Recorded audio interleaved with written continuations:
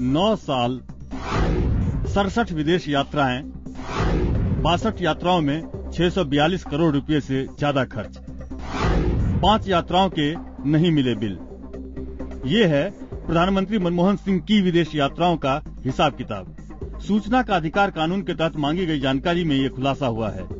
मनमोहन सिंह साल 2004 में प्रधानमंत्री बने। तब से अब तक करीब 9 साल में उन्होंने 67 विदेशी दौरे किए हैं।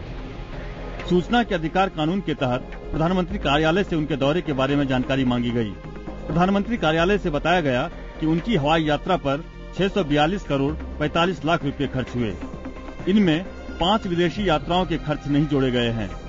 पीएमओ की तरफ से कहा गया कि बाकी 5 यात्राओं के बिल नहीं मिले।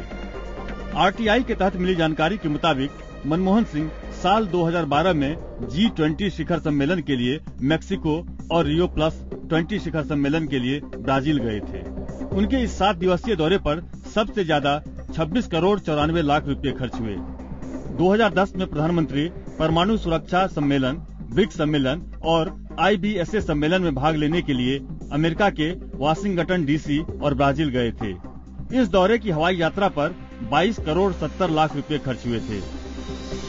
दरअसल केंद्रीय सूचना आयोग हाल में ही एक आदेश दिया है। इसमें मंत्रिमंडल सचिवालय से व्यापक जनहित के मद्देनजर मंत्री और VVIP की हवाई यात्रा पर हुए खर्च का ब्यौरा सार्वजनिक करने को कहा गया है।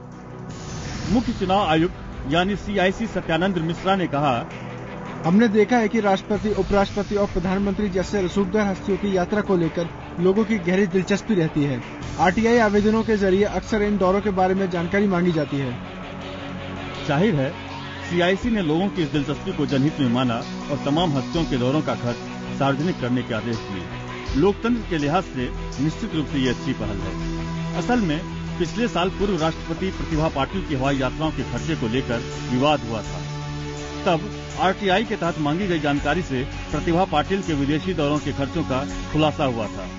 खुलासों के मुताबिक पूर्व राष्ट्रपति प्रतिभा पाटिल ने 5 साल के कार्यकाल के दौरान विदेशी दौरों पर 223 करोड़ रुपए खर्च किए। इसके बाद VIP दौरों को लेकर बहस शुरू हो गई थी। आने वाले दिनों में इस तरह की बहस और तेज होगी, ये तय है।